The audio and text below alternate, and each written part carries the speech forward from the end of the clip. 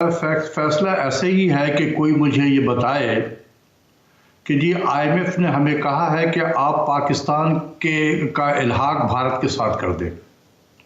चूंकि आईएमएफ मुझे कह रहा है ये करने के लिए और हमारे किस्त जो है वो फंसे हुए हैं, तो हम ये एग्री करते हैं कि पाकिस्तान का इल्हाक हम भारत के साथ कर देते हैं। क्या कोई पाकिस्तानी इसको एक्सेप्ट करेगा? ये बिल्कुल स्टेट बैंक की जो इंडिपेंडेंसी ऑटोनॉमी है, बिल्कुल ये इसी तरह की है।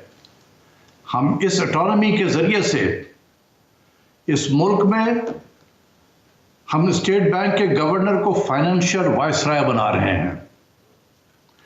इस अमेंडमेंट के जरिए से हम पाकिस्तान में स्टेट बैंक का एक ऐसा इंस्टीट्यूशन हम बना रहे हैं जो पाकिस्तान के आइन और कानून से बिल्कुल बालातर होगा। ये मुल्क का पार्लियामेंट पाकिस्तान के प्राइम मिनिस्टर को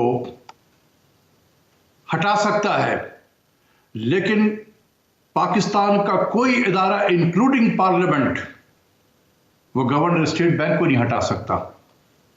ये किस किस्म के जो है हम ऑटोनॉमी दे रहे हैं। यहां तक कि इस मुल्क के जो इदारे हैं जिसमें नैब है और एफआईए जिसका नाम लेकर कहा गया है, वो मुल्क के सदर और वजीर आजम को तो बुला तलब कर सकता है, लेकिन वो गवर्नर स्टेट बैंक और उनके नायब गवर्नर और उनके जो स्टाफ हैं सीनियर एग्जीक्यूटिव उनको भी नहीं बुला सकता। तो ये हर चीज से वो आजाद है इस अमेंडमेंट के तहत में। ये बहुत ही खतरनाक चीज है। ये ऐसा ही है कि आप पाकिस्तान की मौशी जो आजादी है अपने हाथ से उठाते किसी को कि जी देखें, महंगाई को तो छोड़ दो, बहुत माइनर से चीज है मेरे नजदीक, उसमें ना भी बात करूं तो कोई फर्क नहीं पड़ेगा। लेकिन ये जो अमेंडमेंट है ये वॉशिंगटन से आईएमएफ के दफ्तर में ये बना है और ये स्टेट बैंक को भेजा गया है। स्टेट बैंक ने वो डॉक्यूमेंट मिनिस्ट्री ऑफ फाइनेंस के हवाले किया कि जी अब आप इसकी आइन में तब्दीली कर दें हमारे लिए। ये चीजें बहुत जमाने से चली आ रही हैं, ये मेरे जमाने से भी आती थी जब मैं वजारत खजाना में था। ये उसके बाद से ये जब भी आईएमएफ का प्रोग्राम होता है उसमें ये एक कंडीशन होती है स्टेट बैंक की ऑटोनॉमी। इससे पहले माजी में यही मिनिस्ट्री ऑफ फाइनेंस इन सबको साइड लाइन करती रही है।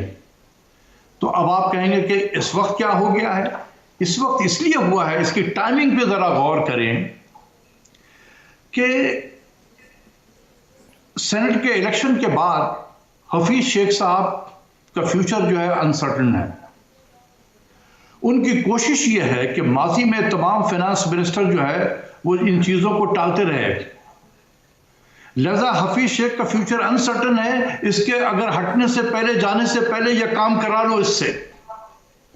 दूसरी चीज, ये ऐसे टाइम पे कैबिनेट में लाई गई है कि जब वजीर आजम समेत पूरी काबीना ये सेनेट के इलेक्शन में लगी हुई थी।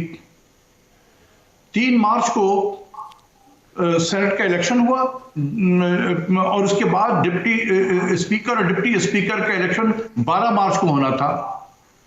तो ये 9 मार्च को ये कैबिनेट में लाई गई ये चीजें। आप समझ सकते हैं कि उस वक्त वजीर आजम और कैबिनेट के लोग कोई इस स्टेट ऑफ माइंड में थे ये इसको पढ़ें, डिस्कस करें। और भाई तो अपना ही बंदा ये काम करेगा ना, कोई दूसरा बंदा हम जैसे लोग होंगे तो हम तो ये काम नहीं कर सकते हैं। ये काम तो अपने बंदे ही से कराते हैं लोग।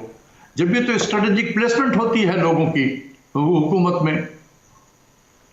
ये ऐसे टाइम पे सिर्फ 5, आप सोचें कि रात के वक्त समरी दी गई है कैबिनेट के लोगों को, कौन पढ़ेगा उस वक्त रात में? और सुबह में सिर्फ 5 से 7 मिनट इस पे मेरी इत्तला के मुताबिक डिस्कशन हुई है। बस काबीना ने इसकी अप्रूवल दे दी। अब ये जाएगा पार्लियामेंट में, जहां पर वहां पर जो भी उसका प्रोसेस है पार्लियामेंट्री प्रोसेस से गुजरेगा। ये एक हम जुल्म कर रहे हैं इस मुल्क के साथ में। हम इस मुल्क के हाथ और पैर सब बांध दे रहे हैं। देखें, एज ए इकोनॉमिस्ट मैं बिल्कुल इसके हक में हूं कि हमारा सेंट्रल बैंक एक ऑटोनोमस सेंट्रल बैंक होना चाहिए। और उसकी वजह यह है कि हम जैसे तरक्की पजीर मुल्क में हम चाहते हैं कि हमारा सेंट्रल बैंक सियासी असर और रसूख से ये आज़ाद रहे, इस पर किसी किस्म का कोई सियासी असर और रसूख ना हो कि इसको इस्तेमाल किया जाए सेंट्रल बैंक को अपने आगे इलेक्शन जीतने के लिए। हम इसके बिल्कुल हक में हैं, लेकिन हम इसके हक में नहीं हैं कि इसको मादर पिदर आज़ाद कर दी जाए, इसको कोई पूछने वाला ना हो। कल ये नहीं डॉक्टर साहब, बात ये है आप जो